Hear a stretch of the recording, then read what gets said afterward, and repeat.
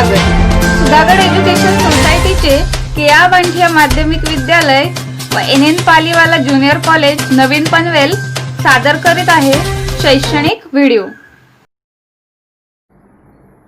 नमस्कार छात्रों, मैं श्रीमती पवार ललिता मदन केआ वांटिया माध्यमिक विद्यालय नवीन पनवेल में सहायक शिक्षिका इस पद पर कार्यरत हूँ। छात्रों, आज हम देखने वाले हैं कक्षा 10वीं पहली इकाई पाठ क्रमांक 5 गोवा जैसे मैंने देखा। इस पाठ के लेखक है विनय शर्मा। विनय शर्मा जी ने गोवा राज्य के समुद्र तटों का वर्णन किया है। गोवा राज्य एक पर्यटन क्षेत्र है। इसी कारण देश विदेश के अनेक लोग यहाँ पर्यटन के लिए आते हैं। तो चलो छात्रों, आज हम लेखक के साथ गोवा की यात्रा करेंगे और गोवा के समुद्र तट, गोवा की जीवन शैली, गोवा के त्योहार देखेंगे।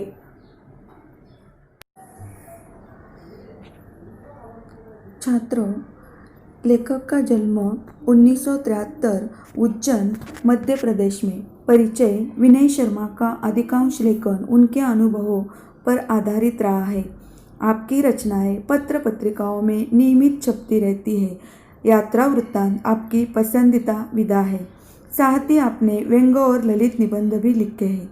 कृतियाँ: आनंद का उद्गम, अमरकंटक, ललित निबंध, चित्र की परीक्षा, व्यंग्य, अमरनाथ यात्रा, प्रकृति के बीच, कोयम्बतूर में कुछ दिन, यात्रा वृत्तांत आदि। रचना की विधा: यात्रा वर्णन। गोवा जैसे मैंने देखा, ये प्रस्तुत यात्रा वर्णन है। इस यात्रा वर्णन के माध्यम से लेखक ने गोवा के सुंदर समुद्र किनारों, वहाँ की जीवन शैली, त्योहार आदि का बड़ा ही मनोरम वर्णन किया है।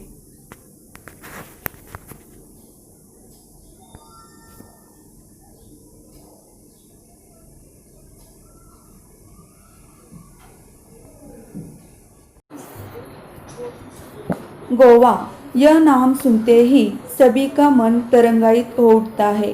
और हो भी क्यों न, यहाँ की प्रकृति, आबोहवा और जीवन शैली का आकर्षण ही ऐसा है कि पर्यटक खुद ब खुद यहाँ खींचे चले आते हैं। देश के एक कोने में स्थित होने के बावजूद यह छोटा सा राज्य प्रत्येक पर्यटक के दिल की धड़कन है। यही कारण है कि मैं भी अपने परिवार के साथ इंदौर से गोवा जा पहुंचा। खंडवा से मेरे साड़ू साहब भी सपरिवार हमारे साथ शामिल हो गए।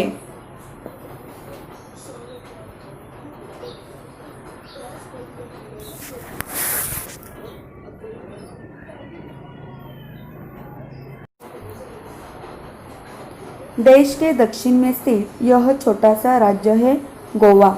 भारत के पश्चिमी समुद्र तट पर बसे गोवा की खूबसूरती के समान यहाँ की शामें भी अद्भुत होती है। यहाँ की प्रकृति, आबोहवा यानी जलवायु, चारों तरफ समुद्र तट और यहाँ की जीवन शैली के कारण यह छोटा सा राज्य पर्यटक के दिल की धड़कन है। गोवा, यह नाम सुनते ही सभी का मन तरंगायित हो उठता है। मन तरंगायित होना, इसका मतलब है मन उमंग से भरना। क्यों ना हो सबका मन तरंगायित, क्योंकि गोवा की प्रकृति, आबोहवा और जीवन शैली का आकर्षण सबको गोवा की तरफ खींचता है। और इसी के कारण लेखक के मन में भी इच्छा उत्पन्न हुई कि गोवा घूमकर आए।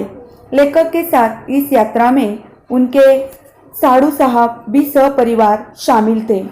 साड़ू का मतलब है साली के पति।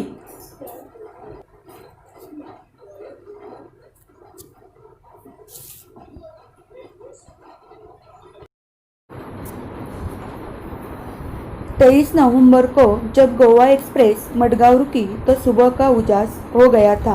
एक टैक्सी के हॉर्न ने मेरा ध्यान उसकी ओर खींचा और हम फटाफट उसमें बैठ गए। टैक्सी एक पतली सी सड़क पर दौड़ पड़ी। शीतल हवा के झोंके से मन प्रसन्न हो गया और यात्रा की सारी थकान मिट गई। मैं सोचने लगा कि पर्यटन का भी अपना ही आनंद है। जब हम जीवन की कई सारी समस्याओं से जूझ रहे हो तो उनसे निजात पाने का सबसे अच्छा तरीका पर्यटन ही है। बदले हुए वातावरण के कारण मन तरोताज़ा हो जाता है तथा शरीर को कुछ समय के लिए विश्राम मिल जाता है।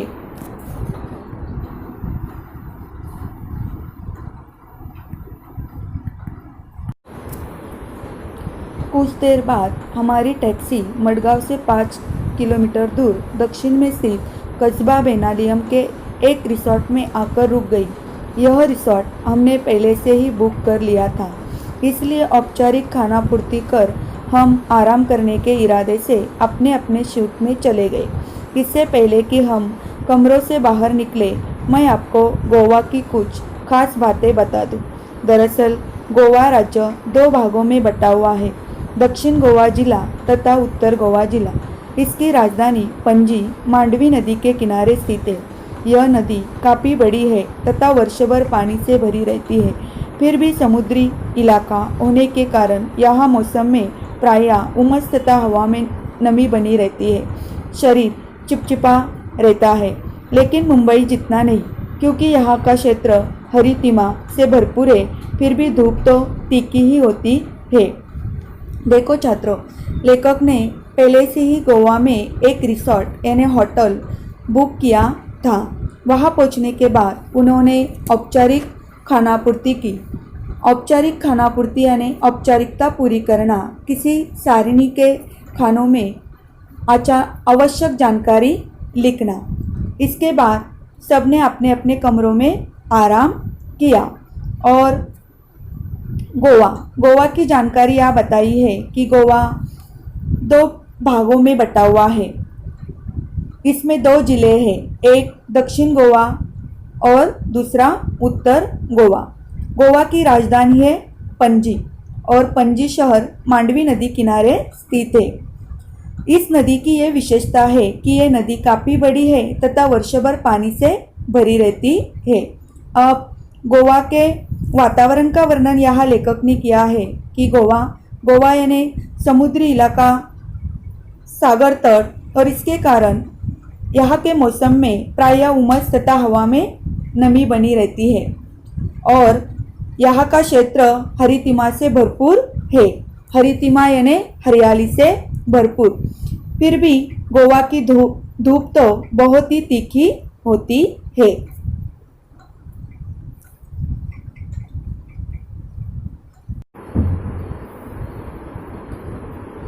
गोवा अपने खूबसूरत सफ़ेद रेतीले तटों, महंगे होटलों तथा खास जीवन शैली के लिए जाना जाता है, लेकिन इन सब के बावजूद यह अपने में एक सांस्कृतिक विरासत भी समेटे हुए है।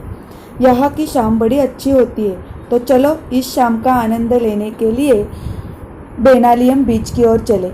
आप भी चले, क्योंकि बहुत ही खूबसूरत तथा शांत जगह है बेनालियम। दिन भर की थकान तथा उमस भरी गर्मी के बाद शाम को बीच पर जाना बड़ा अच्छा लग रहा था। रिसोर्ट से बीच की दूरी कोई 1 किलोमीटर ही थी, लेकिन जल्दी जल्दी चलने के बाद भी यह दूरी तय हो ही नहीं पा रही थी। अरब सागर देखने का उत्साह बढ़ता ही जा रहा था। तभी अचानक लहरों की आवाज़ सुनाई दी, जो किसी रणभेदी की तरह थी। हम सभी दौड़ पड़े। सड़क पीछे छूट गई थी। इस को पूरी ताकत से उठा कर भाग रहे थे। खूबसूरत समुंदर देखते ही मैं उससे जाकर लिपट गया। इधर बच्चे रेत का घर बनाने में जुट गए। लहरें उनका घर गिरा देती तो वे दूसरी लहर आने के पहले ही फिर नया घर बनाने में जुट जाते। यही क्रम चलता रहा। मैंने इन बच्चों से सीखा कि जीवन में आशावाद हो तो कोई काम असंभव नहीं है। शाम गहराने पर हम किनारे पर बैठ गए, मानो हर लहर कह रही हो कि बनने के बाद मिटना ही नीति है। यही जीवन का सत्य भी है।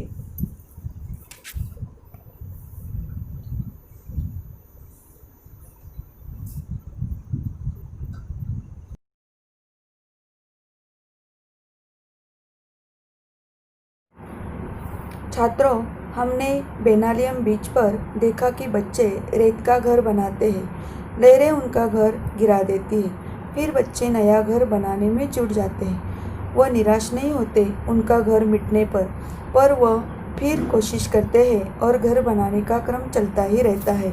इन बच्चों से लेखक ने सीखा कि जीवन में आशावाद बहुत महत्वपूर्ण है। आशावाद हो तो कोई काम असंभव नहीं है। देखो छात्रों, हमें भी इसी तरह प्रयत्न करते रहना चाहिए। हमें सफलता नहीं मिलेगी, लेकिन जैसे जैसे हम प्रयत्न करते जाएंगे हमें सफलता अवश्य मिलेगी। इसीलिए हमें कोई भी काम करते समय निराश नहीं होना चाहिए। हमें हमेशा प्रयत्न करते रहना चाहिए, क्योंकि कोई भी काम कठिन या मुश्किल नहीं है।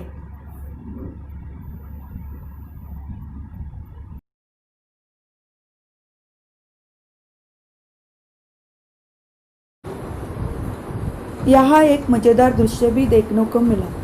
लहरों की आवाज़ के बीच पक्षियों की टीटी आवाज़ भी आपका ध्यान अपनी ओर खींच लेती है। दरअसल ये पक्षी लहरों के साथ बहकर आई मछलियों का शिकार करने के लिए किनारे पर ही मंडराते रहते हैं, लेकिन जब तेज हवा के कारण एक ही दिशा में सीधे नहीं उड़ पाते हैं तो सुस्ताने के लिए किनारे पर बैठ जाते हैं। यहाँ बैठे कुत्तों को इसी बात का इंतज़ार रहता है, मौका मिलते ही वे इन पर झपट पड़ते हैं, लेकिन बेचारे कुत्तों को सफलता कम ही मिल पाती है। पक्षियों का बैठना, कुत्तों का दौड़ना और पक्षियों का टीटी कर उड़ जाना, यह दृश्य सेनालियों का अच्छा मनोरंजन करता है। इधर जैसे ही सूर्य देवता ने विदा ली, वैसे ही चंद्रमा की चांदी ने नहाकर समुद्र का नया ही चेहरा नजर आने लगा। अब समुद्र शाह और भयावह दिखने लगा। देखो छात्रों, यहाँ पक्षी समुद्र में मछलियों का शिकार करने के लिए मंडराते हैं।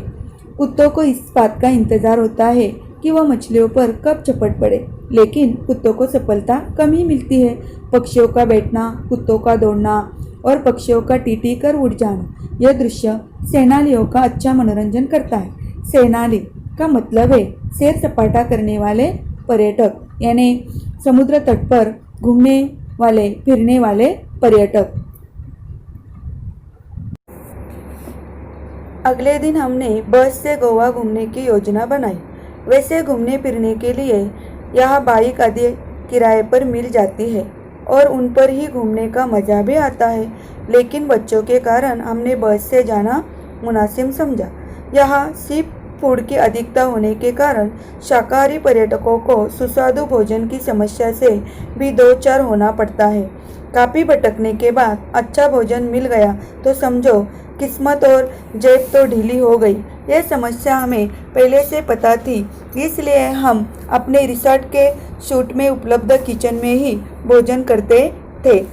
देखो छात्र, अगले दिन लेखक और उनके परिवार वालों ने गोवा घूमने की योजना बनाई। गोवा में तो घूमने के लिए बाइक किराए पर मिल जाती है, लेकिन लेखक ने बस से गोवा घूमना पसंद किया क्योंकि उनके साथ बच्चे थे।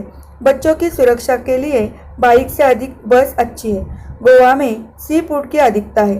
सी फूड यानी मांसाहारी खाना, इसी कारण यहाँ शाकाहारी खाना अधिक नहीं मिलता और अच्छा भोजन भी नहीं मिलता। इसलिए लेखक के परिवार वाले होटल के कमरे में उपलब्ध किचन में भोजन बनाते थे और खाते थे। छात्रों, हम पाठ में आए हुए नए शब्द और मुहावरे देखेंगे। आप इन शब्दार्थों और मुहावरों को अपने नोटबुक में लिख कर लीजिए। आबोहा, जलवायु, खाना पूर्ति, औपचारिकता पूरी करना, हरितिमा, हरियाली, सैलानी, सैर सपाटा करने वाले पर्यटक, सुस्वादु, स्वादिष्ट। पाठ में आए हुए मुहावरे: मन तरंगायित होना, मन उमंग से भरना, निजात पाना, मुक्ति पाना, दो चार होना, जूझना, जेब ढीली होना, जेब खाली होना, बहुत अधिक खर्च होना। छात्रों, अब हम इस पाठ का शेष भाग अगली तासिका में देखेंगे। धन्यवाद। आपले हक्काचे मराठी चॅनल रायगड ओवी न्यूज चॅनल, सदैव आपल्यासोबत रायगड ओवी न्यूज चॅनल नेहमी पाहत रहा, लाईक करा, सबस्क्राईब करा आणि बेल आयकॉनवर क्लिक करायला विसरू नका।